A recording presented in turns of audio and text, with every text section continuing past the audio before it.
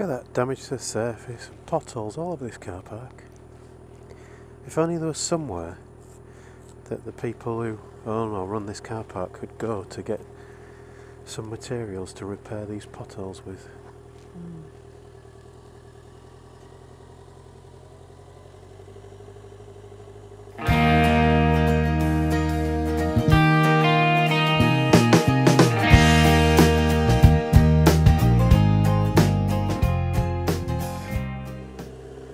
Good morning everybody, Car and Biker here. It's 9:20 on a Tuesday morning and I'm not at work. Woohoo! I've got a day off for an IAM observed ride. It's getting a bit dark on an evening now to do the evening ones. So I thought, what the heck. I'd actually booked a day off to do the exhaust, to change that, and then I got to do that early on a weekend with Tosh 23's. I was going to say help, but basically he did most of the work. Thanks, Tosh. So I moved that day to today, and I'm going to have an IM ride instead. And then we're not limited by the light. Should be nice. Anyway, I've got a question for you today. And it's to do with insurance, because it's coming up to time to change the insurance to the bike or renew the insurance for the bike. Either is a possibility. I could stay with Hastings or I could change, seeing as I now know that Hastings will cover me for all the things I want. But I've been doing the old comparison thing. I would do compare the meerkat and get myself a little tiger striped meerkat to stick in the windscreen under there. I don't know. I have got one wearing biker gear. I think it's biker gear anyway, otherwise it's a bit Police Academy Blue Oyster, but I think it's biker gear. Anyway, that is by the by. So I've been doing comparisons on the bike insurer, which seems like a decent site for it. And I've got some good quotes. The kind of the top 10 or so, I got bored after that, were all less than half the price it cost me to insure the bike last year. But that's not to be a surprise, I suppose. I've got a year's no claims bonus now. Whereas last year I was basically turning up and going, look, I've never ridden a bike before. Can I have insurance, please? Will you pay me if I crash the bike I've never ridden before? But, so I've done me comparisons and I've gone through everything. And although it's not the cheapest, Bennett's is looking like the most promising at the moment. And I've almost clicked the buy button, but then I had this question. I mean, it's quite frustrating, the whole insurance game, because you go to these comparison sites and it says, well, what's your bike, what's your name, where do you live, what's your telephone number, can we send you loads of crap, how many miles a year do you want to do, all that kind of stuff. But they don't ask you anything detailed, and I guess it's because all of the insurers work in slightly different ways and ask you slightly different questions, so it'd be tricky. But they don't ask you how have you modified your bike, or indeed have you modified your bike. So you get all your quotes and then you click the buttons to say more info or buy now or whatever, and you get passed through to the website and of the particular insurance company. Thank you. And then they start asking you all the questions again. So you get their application form up on screen. It's mainly filled in with the details that you've put in through the comparison site. But there's then all the extra stuff. So they know who you are and how old you are and what your bike is, and then they start saying, so what modifications have you made? And they even do that in different ways. One of them, it might even have been Hastings, just said, what's the value of the modifications you've made? and that one puts me off a bit, to be honest.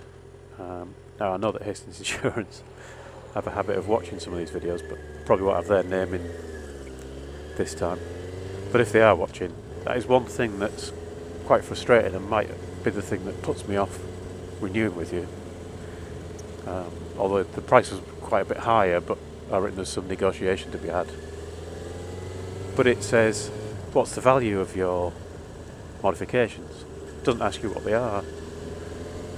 And you sat there thinking, well, does that mean that I've then got to go through this process, buy it, or get a quote reference or something, and then get in contact with you by the phone and tell you what the modifications are and see if that actually is going to make any difference to the insurance? Because it's enough faffing around doing the comparison in the first place.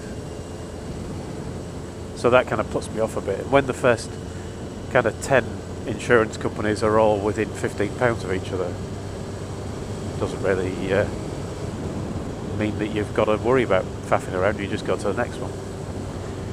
So the one that I've probably ended up with is Bennett's, because their foam was brilliant. They're not actually the cheapest, but they're only about £10 more than the cheapest. But their foam, when you click the one tick box that says, have you modified your bike, it then pops up a big set of tick boxes, and you just say what the modifications are, and there's a whole bunch of them on the left that you don't even have to declare. It just says, yeah, these ones we kind of expect. Tank pads and what have you.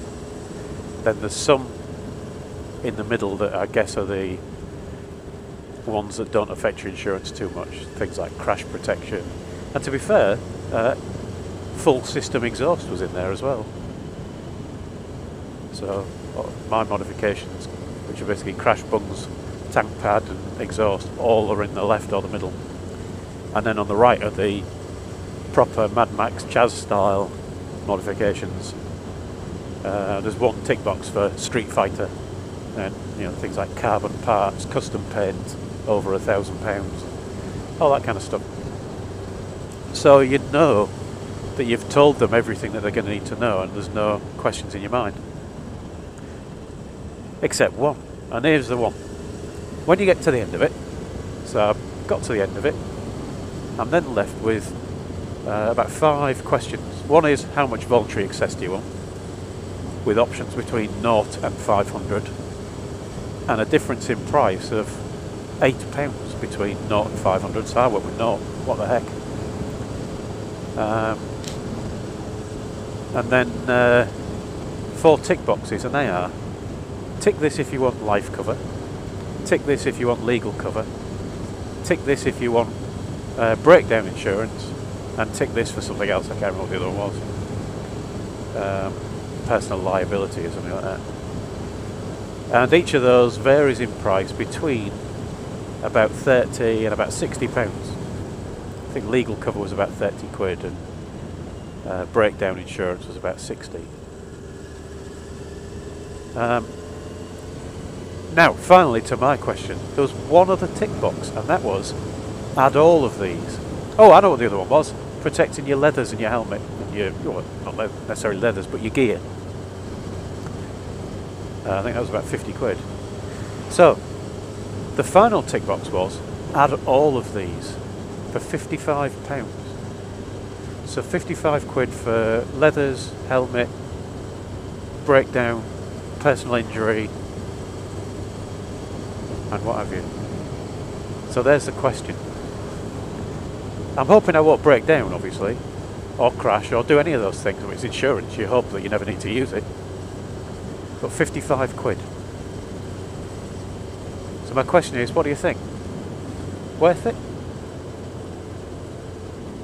Let me know in the comments.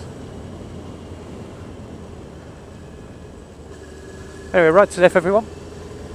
Thanks for watching, and I'll talk to you all again soon.